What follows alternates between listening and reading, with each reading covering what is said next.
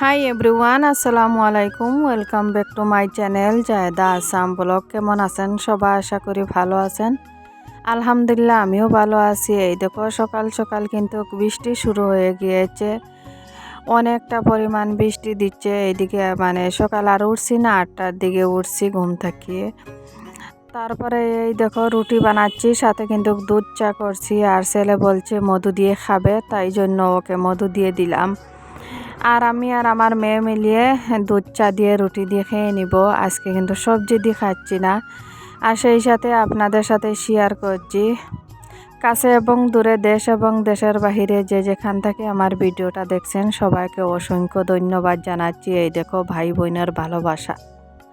বেশিরভাগ সময় আমার ছেলে মেয়েকে লিপস্টিকটা লাগিয়ে দেয়, আমাকে দে না বলে ওর ভাইয়া ভালোভাবে লাগাতে পারে। আর একটুখানি শেয়ার করলাম আপনাদের সাথে ভাই বোনের ভালোবাসা কতটুকু।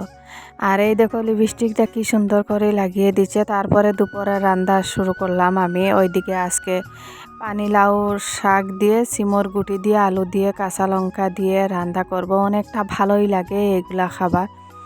আর এই দেখো আমি সিমর গুটিগুলা ভাজিয়ে সিদ্ধ করে নিয়েছি, আর শাকগুলা কষানো হয়ে গেছে। আর সাথে দিয়ে দিচ্ছি, দিয়ে অল্প মানে নাড়িয়ে তারপরে 1 কাপ জল দিয়ে দিব, দিয়ে তারপরে হয়ে যাবে। এখন হয়েছে তোমাদের ভাইয়া কি কি সবজি আনছেন। ওইদিকে তিতা করলা, ঢেঁড়স, তারপরে মিঠা লাউ, তারপরে হয়েছে মূলো শাক সহ মূলো আনছেন। আমার মূলো শাক ভালোই লাগে ভাজি খেতে।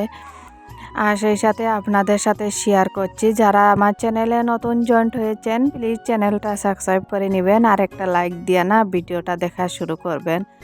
শুরু থেকে শেষ পর্যন্ত দেখে নেবেন, একদমই ছোট্ট একটা ভিডিও না টানিয়ে শুরু থেকে শেষ পর্যন্ত দেখে নেবেন। আশা করছি অনেকটা ভালোই লাগবে। ওইদিকে বিকালের নাস্তা করছি, সাথে কেক দিয়ে আর দুধ চা দিয়ে খেয়ে নিচ্ছি। ভিডিওটা এখানে শেষ করছি। সবাই ভালো থাকবেন, সুস্থ থাকবেন।